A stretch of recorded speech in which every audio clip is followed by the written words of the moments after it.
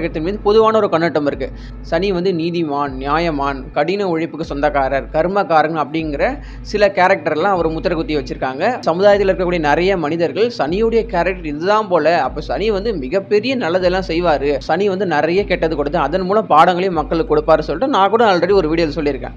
என்னதான் நான் அப்படி சொல்லியிருந்தாலும் உண்மை என்ன அப்படிங்கறதையும் உங்களுக்கு சொல்லணும் இல்லையா? உன்னை பத்தி ஒன்று சொல்லட்டா, இன்னைக்கே 10 கோடி ரூபாய் கொடுத்து இந்த தொழிலை விட்டுனா காசு வேண்டான்னு போயிடுவேன். ஆனால் வீட்டுக்கு போய் இந்த காசு எங்கிட்ட எப்படி போடுங்களான்னு திட்டம் போடுவேன். அதான் நீ. சனி கிரகம் வந்து நீதிமான், நியாயத்துக்குரியவர், நேர்மைக்குரியவர் சொல்றாங்க. இல்லவே இல்லை. நீதி, நியாயம், நேர்மை இது எல்லாத்துக்கும் உரிய கிரகம் யாருன்னா குரு தான். சனி வந்து நீதிமான வரவே மாட்டார். உலகத்தில் இருக்கக்கூடிய எல்லா கேடு கெட்டத்தனத்தை பண்றவரே சனி தாங்க. நிறைய தவறுகள் செய்து அந்த தவறுகளுக்கு மேலே இன்னும் நிறைய தவறு செய்து இந்த மாதிரி குற்ற வழக்கில் இருக்கக்கூடிய ஒரு கிரகம், எல்லா தப்பையும் பண்ணக்கூடிய ஒரு கிரகம் எப்படிங்க தப்பு செய்யறதுக்கு தண்டனை வழங்க முடியும்? அதாவது நீதிபதி ஆக முடியும்? நாங்கள் தப்பு பண்ணுறவங்க இல்லை, தப்பு தட்டி கேட்குறவங்க. இல்லை